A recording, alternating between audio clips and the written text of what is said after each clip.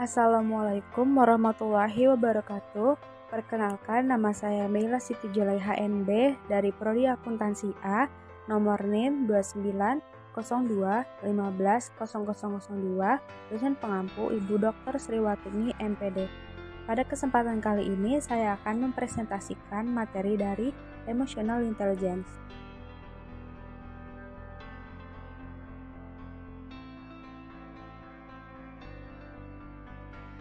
Emotional Intelligence.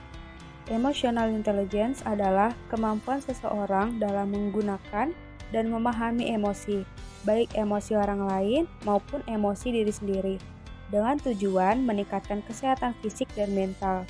Kemudian, seseorang dengan emotional intelligence yang baik mampu mengontrol emosi saat marah dan peka terhadap perasaan orang lain.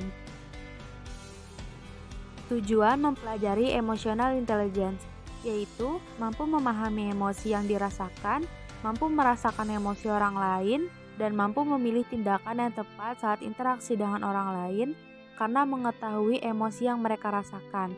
Selain itu, kita dapat memahami emosi kita sendiri dan dapat mengatur bagaimana akan bertindak. Selain itu, kita juga bisa memahami emosi orang lain sehingga kita bisa mengatur bagaimana akan bertindak terhadap emosi yang mereka rasakan.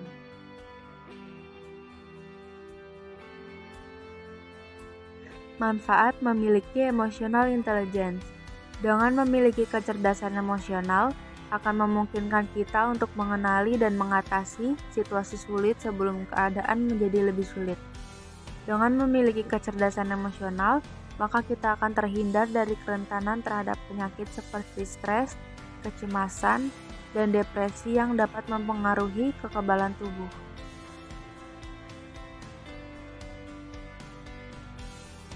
Prinsip-prinsip pengembangan emotional intelligence. Yang pertama, ranah intrapribadi.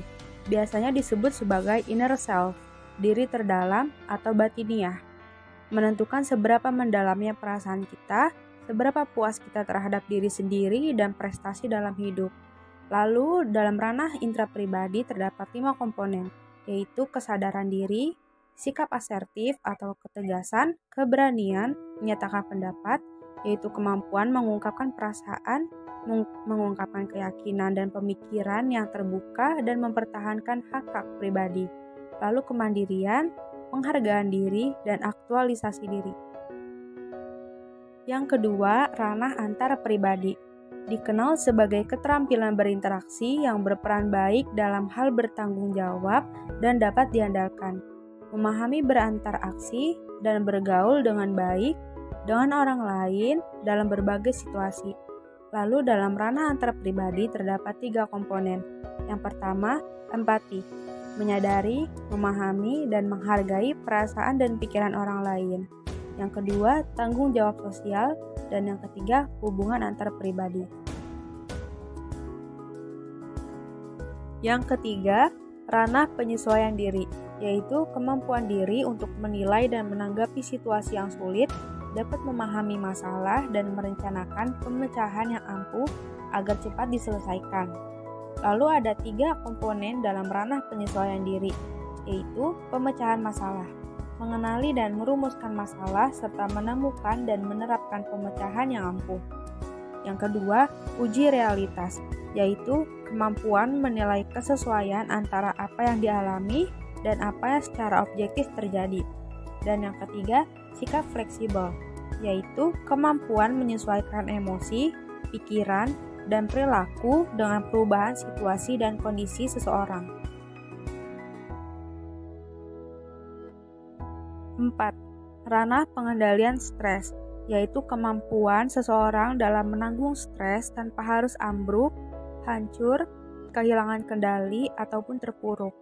Ada 2 komponen dalam ranah pengendalian stres, yaitu ketahanan dalam menanggung stres, yaitu kemampuan untuk menghadapi peristiwa yang tidak menyenangkan dan situasi yang penuh tekanan tanpa menjadi berantakan.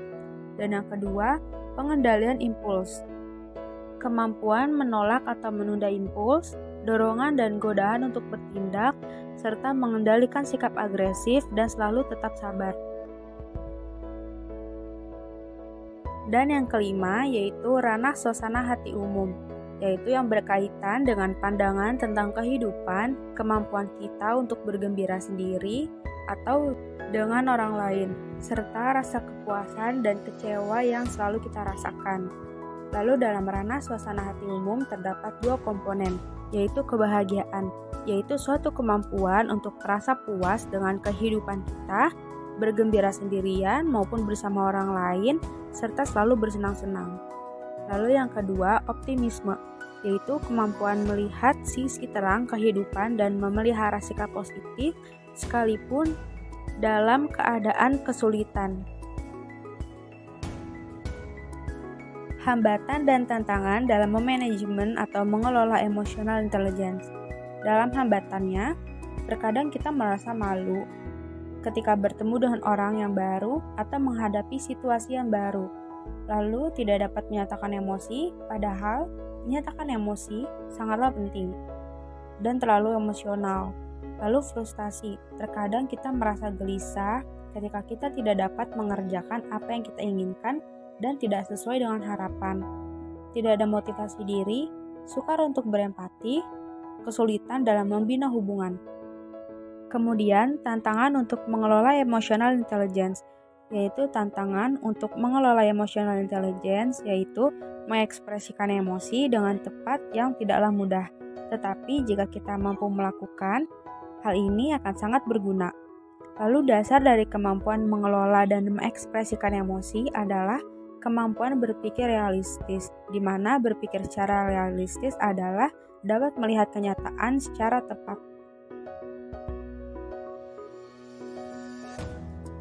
Implementasi emotional intelligence di lingkungan kelas, yaitu membentuk pribadi siswa dengan membangun kecerdasan emosional yang ideal.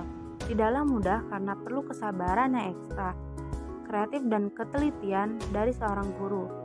Menurut Goleman 2007 mengatakan bahwa apabila dua orang melakukan interaksi, arah perpindahan suasana hati adalah dari orang yang lebih kuat dalam mengungkapkan perasaannya menuju ke orang yang lebih pasif. Artinya, dalam hal tersebut, guru menjadi peran penting dalam pembentukan serta penerapan kecerdasan emosional, seperti menghargai pendapat, menghargai privasi siswa, mengajarkan kejujuran, dan mengajarkan bagaimana cara dalam memecahkan suatu masalah.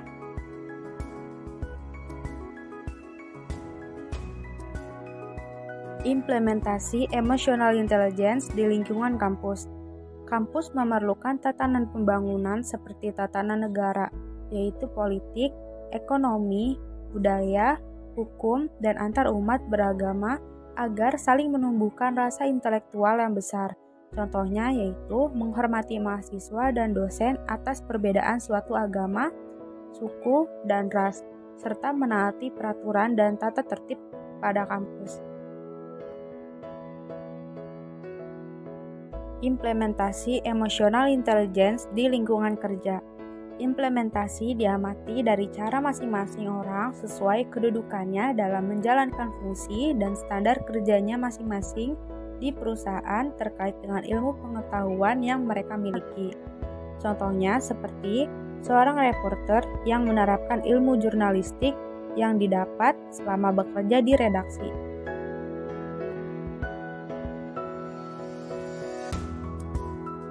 Implementasi emotional intelligence di lingkungan masyarakat. Implementasi di lingkungan masyarakat yaitu dengan cara saling menjaga norma-norma yang berlaku di masyarakat dan menjaga ketertiban bersama, yaitu contohnya berbaur dengan masyarakat sekitar, menjaga keamanan di lingkungan masyarakat, dan selalu mengikuti gotong royong, serta menghindari perselisihan antar sesama warga.